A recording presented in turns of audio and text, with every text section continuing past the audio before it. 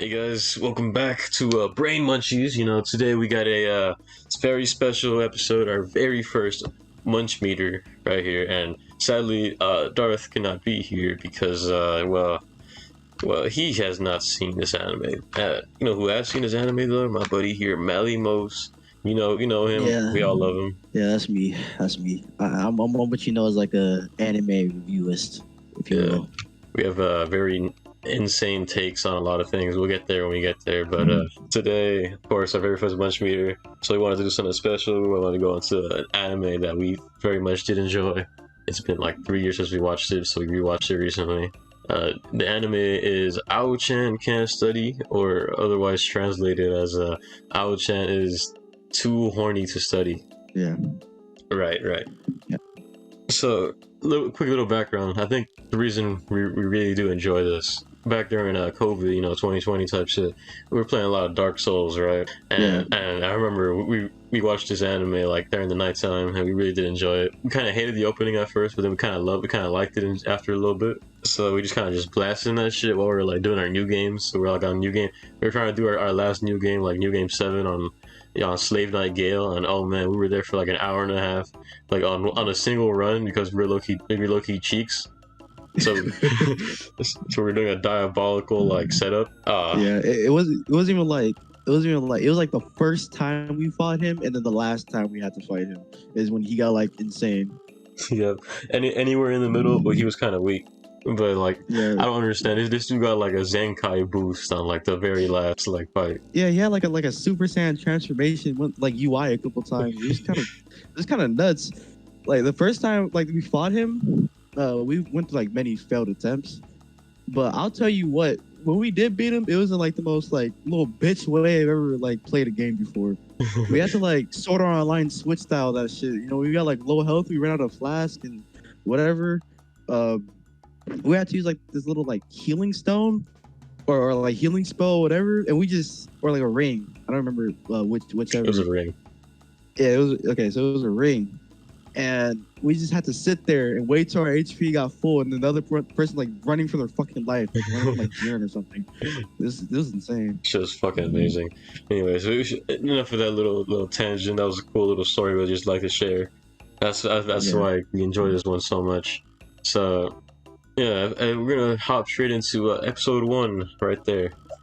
So pretty much how the whole anime is just based off of about 2 to 3 characters. I mean, maybe 4ish, sort of, right? But yeah, but majority is literally just 2, right? The main character, we got Owl. The whole reason that she hates her name was because it either meant orgy or outdoor sex. One of the two. pretty sure it's orgy. That's what everybody kept referring to it Yeah. as. Yeah, it's one of those two.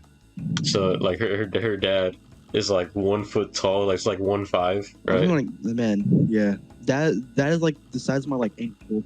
Yeah. So like her dad is like 1 foot tall, and this dude, like this dude sounds like scummy as shit, and like he says like the most disgusting old man voice. But when he gets down to it, this dude turned into a fucking Nanami, literally Nanami, bro. But he's voiced by the same dude. Like he just pulls Yeah, up like out of nowhere, he gets sexy. This is like the only dad that wants their daughter to get fucking railed. Like, yeah. It's kind of insane. Like this dude, we'll get down to it later, but he like just agrees that he's like, yeah, bro, you can like just fuck my daughter. Like I'm kind of down with that. Yeah, it's fine. yeah. So he just pulls up. So, um, Ao just pulls up in the like nurse's room because Kijima's in there, and then she's like, all right, I'm hyping myself up. I gotta reject him. I gotta tell him no. Right, I'm not. Even though Like, he didn't like say a damn yeah, thing to her, really. for real, he can't really say much, but he's like, I gotta turn him down right now. And then she's like, boom, there her dad just like a little fishing rod. He's like, this dude is attached to the ceiling like a fucking spider, fucking ninja. Yeah. Massive arch, bro. So then Kijima, like the mega goat, pulls up. He takes off his sweater, puts it on her. He's like, "You can't be exposing yourself like that. You can't bring yourself down that low." And then she somehow like blacks out, and then just wakes up on a train. Yeah, Or, but at the basis level is pretty much like what this anime is. Like these two are just like kind of going back and forth with one another. Like he obviously likes her, and then she like thinks he just wants to like devour her the whole time, even though he's just like the most purest guy ever. She's like what every teenage boy is. like Yeah. or like thinks, and then he's like what every like teenage girl wants from a guy, Yeah, pretty much. I was pretty much like the incarnation of a 13-year-old's boy mind. Yeah, and he's like the personification of what like a 12-year-old would probably want out of a man. Like be super respectful and like treat her like queen. When oh boy, that's not reality at all. All right, well, I think we should move on to the next episode right here. All right, so really quickly here, we're gonna skim through a lot of the shorter episodes here, simply because they're really little pieces of candy compared to like the big loads we're gonna be taking later, you know. So we're just gonna skip through a lot of the really small episodes, and not a lot happens. So like, let's say episode 2 right here, pretty much I can summarize it. Ao-chan pretty much just hears them talk about dicks, and dick sizes in guys' hands, and then she pulls up to Kijima on the roof. She's like, "Damn, this dude's hand's big as hell. I gotta touch that shit." Right? Yeah, she needs to like find out his cock size like immediately. Yeah, she like immediately has to. And then later her dad gives her the freaking hentai book, and then she somehow gets it swapped with fucking Kijima after she drops it. So then he's teasing her, and she's like all scared. She's like, "Oh shit, he read my porno, bro." Like, oh my gosh! And at the end, he literally did not read it because he's a good guy, and you know he just thought it was the same vocab book that he had anyways. And then she runs back home. That's pretty much all that happened in that episode. Now, I want you guys to like just down for the record. This guy's considered the king of normies, so he's like the most normal dude on around your block.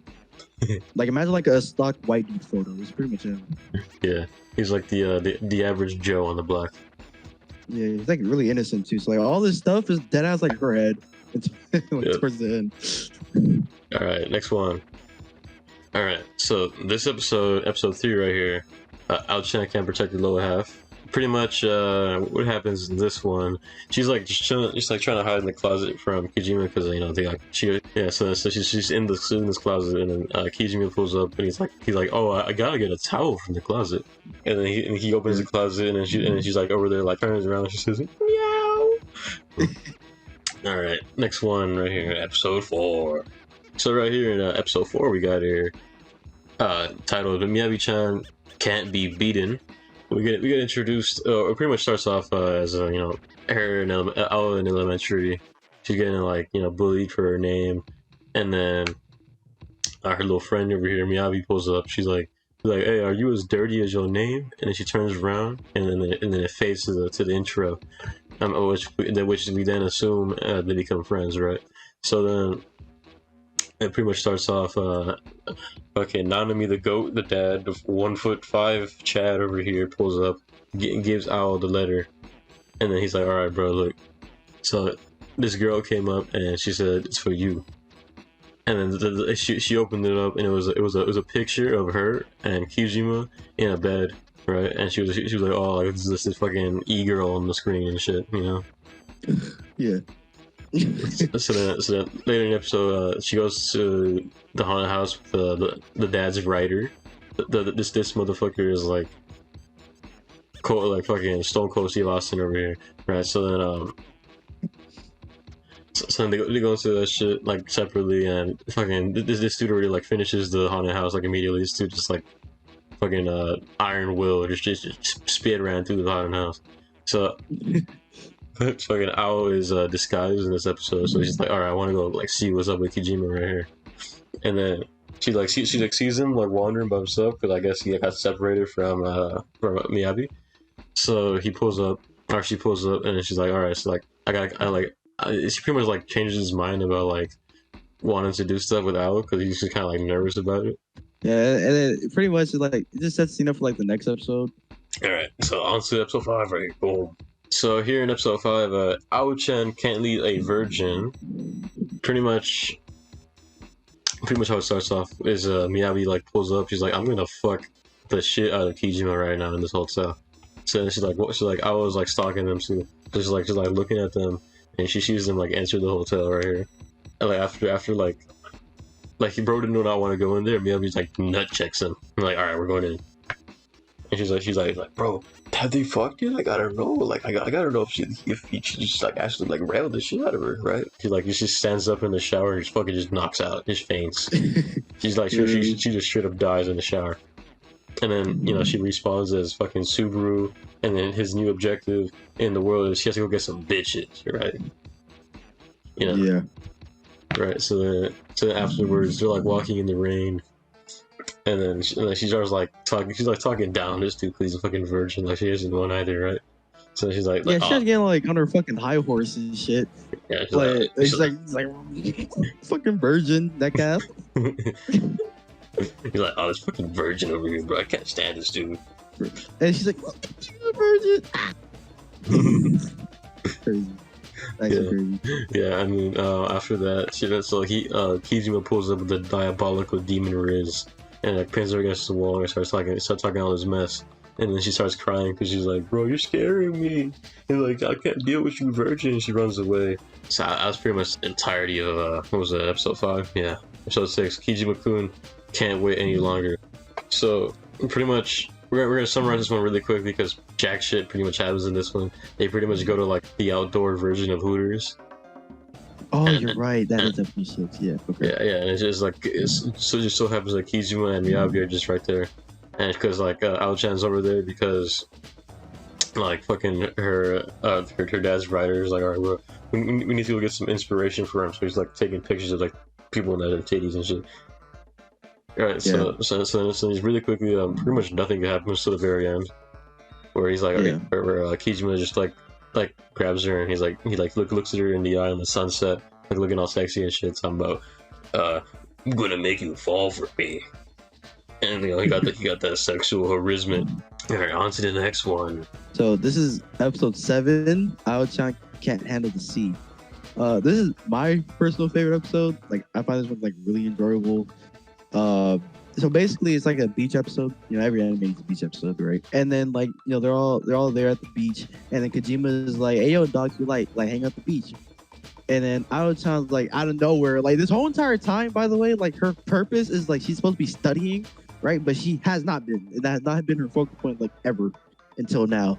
So she needs to like go study or something like that for like 3 hours or somewhere. And then Miyabi's like, nah, bro, like you can go out there, go have some fun. You got time. And she's like, bro, Ao-chan's like, I don't even got a swimsuit. So then she picks out this like cherry one, like regular bikinis, like a cherry bikini. So her and Kijima go out like into the sea, and then at this point she's just like look, bro, just fuck me already, right? Just like, come on, like we just gotta fuck. And Kijima's like thinking about something else. Like he's thinking about something wholesome. She's thinking about something like completely off and wrong. Like he wants to like just swim around and stuff, like hang out and talk. And she's just like, look, bro, like we out here by ourselves. You know what I mean? Like we can hang, bro. You know what I mean? And yeah. So it doesn't quite get like that, right? She thinks it's gonna happen, and they ends up like paddle boating her around the ocean, like she's a fucking like 5-year-old. Right? And she thinks she's about to get that thing under the water. You know what I mean? She's about to get hung down there, but that's not what happened. That's pretty much like the whole episode. It's just really fun and lighthearted. And just sets her up for like the next episode. We're gonna start next episode. We want to continue the stream. This is when things start getting like real plotty. That's what I like to say. Yeah, this is where like the One Piece plot just like begins. Next one. All right, so this is episode 8. Kojima-kun lacks stamina. Basically, this one is like this continuation from the beach episode. She's like studying in her like little villa or wherever the fuck she's at, and then she's just like, look, dude, like she was trying to study, and she's been thinking like what the fuck is wrong with him? Like if I was a dude, I would have fucked myself 10 times already. Like I verbatim, that's what she said. Like, come on, bro, he is a better man than me, because she can't be dropping hits like that. She really can't. Yeah, and then she pulls up with this like amazing fantasy where she becomes a dude and then Kijima becomes a girl, and she literally like hits him on the floor. He's like your little pussy belongs to me type shit, Literally. Literally, she basically like just fantasizing what like he wanted her to do to him, except like role reversal. So she turned into like a twink. Yeah, so he like pulls up with that shit. So then she was like, it's just imagining this, and just him about to get railed by her. Pretty much. Pretty much. Yeah, and then she calls this dude Kojima right here. She's like, "All right, bro, look, I'm gonna make you food. So be nice and starving by the time I get there." So after like she gets called out of the room by like the writer. So she saw like the dad just sneaks in. He pours in like a lethal dose of Viagra in the fucking food. He's like, "Oh, I'm about to get this dude horny as hell, bro. This man about to be bricked up for weeks." You know, it was literally like the water dead ass turned different color. Like I don't know how you didn't notice. Bro, there was like a skull death cloud on it. Like I don't know if you put in like chemical X or was that Viagra. What the fuck? Put in that eel. Yeah. So after like he starts consuming the food, he's like, "Yo, this shit is great," and then he's all of a sudden just like boom, the Viagra kicks in. Okay. And he just like his virgin kicks in, and then like he snaps to his senses, and she's like, "Oh damn, no, I don't want to do this to you." And I was fucking fed up with it. She's like, "I'm done. I can't take this shit no more." Yeah. So then Owl like pulls up. She gets up. She's like, "Man," like she literally just says, "Man, fuck you. Just because you didn't fuck me, I'm not fucking with you no more. Don't ask me out ever again." And she just walks away. Yeah. So on to the next one, which is episode 9. So this is episode 9. Ao-chan needs more than fantasy. This was basically like a redemption arc, kind of like closed out like the little disagreement they had one episode ago, and then so they kind of had like this heart-to-heart moment. It gets like pretty. In my opinion, this is like where it gets like pretty cute. And then we're about to like watch like this girl get fucking derailed right now because he was ready. He was ready to go to pound town on her. And then the dad just ended up like started filming and shit. So that was great. And then he like gave like the dude a blessing. He was like, "Hey, yo, like, I'll let you fuck my daughter. That's for free.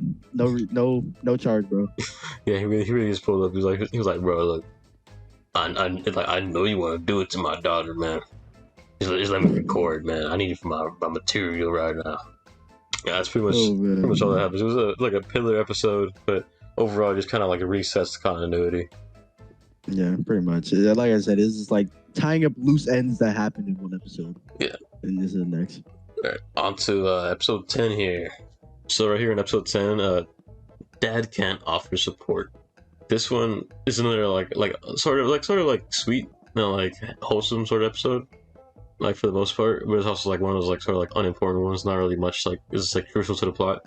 Ao needs to go to the trains for the sports festival because Kijun was gonna be like a little cheerleader, and she's like, "Oh, I want to go see that. I want him to cheer me on." So then her dad wants to go, and then she's like, "Fuck no, you're not going, bro," because like he'd be giving out pornos and Viagra to everybody on the other ones. The thing is though, like they be liking it. Yeah, nothing would be going wrong. So he figures out a way to sneak in.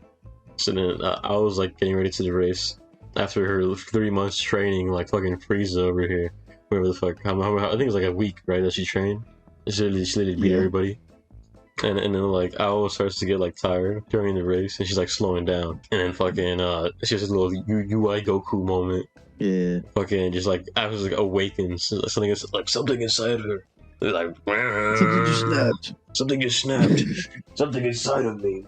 Fucking that was when yeah, everybody stopped. She's like fucking flash through the flashpoint, like knocks her dad out.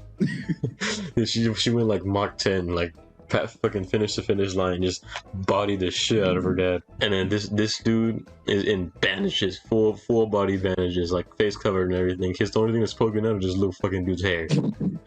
Yeah, and his hair like goes with his cock. So that's pretty much the entirety of that episode. All right, episode 11. So quickly, we're gonna be doing episodes 11 and 12.